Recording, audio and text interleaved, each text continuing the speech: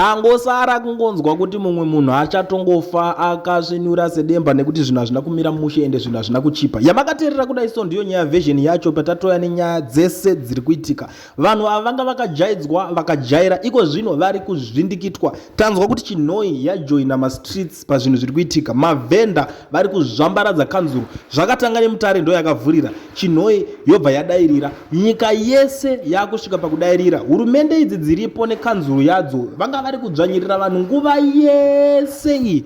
Iko zvino vanhu varamba. Vanhu vakutaura kuti makajaidzwa. Vanhu vaingotorerwa zvinhu, zvikafu, madomasi zvavaingotengesa, zvimwe zvacho zvichitodyiwa nemarombe ekanzuru iwaya vachitoita mazidumbu avo munoona vanavo havadi kushanda vane nungo vanhu vaya kungoda kungotora zvinhu zvashandwa nemumwe munhu kuemployiwa kuti usafise mwana weumwe munhu. Mitemo yakasiyiwa kudhara naSmith. Ikonomi hakuna, mabasa hakuna, vanhu vari kushupika, vanhu vari kunetseka, votanga kushungurudzwa futi nekanzuru. Saka zvinhu izvozvo zvasvika pakuti vanhu vaneta, ende pakanga pataurwa kuti zvone tiri kupa 48 hours kuti mavhenda abve mustreet. Nechikomana chiya chaDaniel Garo, iye anenge achipuwa mari, achidya mari yezano, akajaidzwa. Vanhu vakutaura kuti zvone hatichatoteerere zvamuri kutaura. Hama dzadiwa, pakashata, pakaoma. Handifungidzire kuti pana anosara zvinhu zvakutotanga kutoitika izvezvi, ende vari kurova munhu wese angopfuura nekumberi kwavo.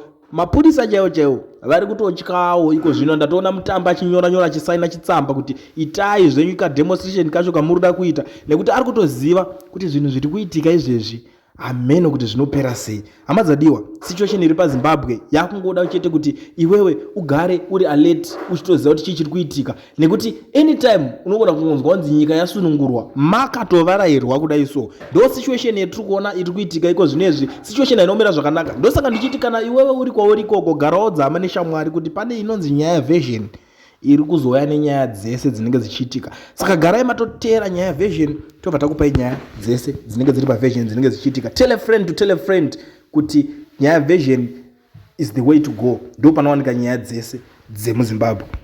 Normal mbokorudzine meni. Handina munhu ndingaona kungalidha Zimbabwe kunze kwaChamisa apa. Handina munhu ndinoona ungalidha Zimbabwe apa. Vese handivavengi, ndinotovada vanhu vese, but problem yendisingavadiri, havagoni kutungamirira nyika, havana mwoyo wokutungamirira vanhu, vane mwoyo wokudestroya vanhu. Yose leadership iripo iyi.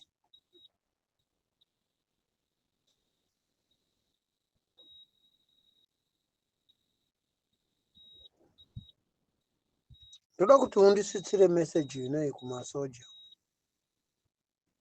namapurisa namaCIO namaCID namasupport unit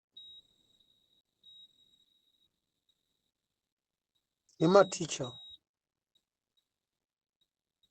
nevezano PF.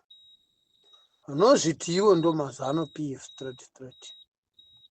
Nyika ikanaka inonakira imimi neni neuyo uri padivi pako izvozvi ari kuchema. Nyika ikanaka hambochemi zvaari kuita. Nyika ikanaka munhu ari pa next door yepaimba pako wauri kuti uyo anotamburwa, unomuona fesi yake ichifara. Mapurisa emimi nyika ikanaka emimi mune respect. Ikena hamuna respect, muri kungeta yese ara. Mapurisa, nyika ichida kugadzirwa nemi masoja nemi vesupport unit maCIO, nyika ichinji tiri kuda mutungamiriri ane moyo wehunhu, hakurehwi mutungamiriri anosarudza kuti Chimunangagwa dzisi, Chamisa dzisi, Mugabe dzisi, Muzorewa dzisi. Ndo pakafira tsoro yepolitics dzomuZimbabwe.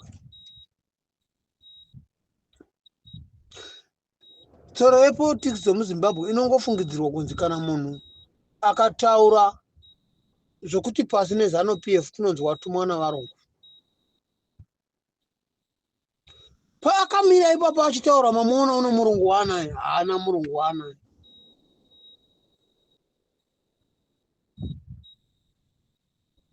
Munhu akataura kuti muzanu PF maane corruption, kotonzi uyu waakuda kutobhureka musangano, musangano wotourawa. Ana nyoka yemabhoni ava, iwe nyoka yemabhoni iwe ndotaura nhasi iyoyo ndiye aiva number 1 yekuopoza maopposition party, achinda mberi achitumwa achitaura zvisina basa. Nhasi ndiye futi adzoka nomuromo wake achitaura kuti kuzanu PF kwaari pashata. Saka kuzanu PF kwauri kwakushata, uri kusapota chinyi? Opposition here uri kusapota zanu PF satatu sadza. Chii chaari kusapota nyoka yemabhoni?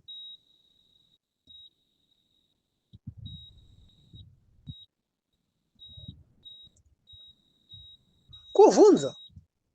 Hatisi kupikisana naye kana kuti zvaari kutaura zviri wrong, zviri right. But iye ari kuside ripi? Tiri kuda munhu ari clear.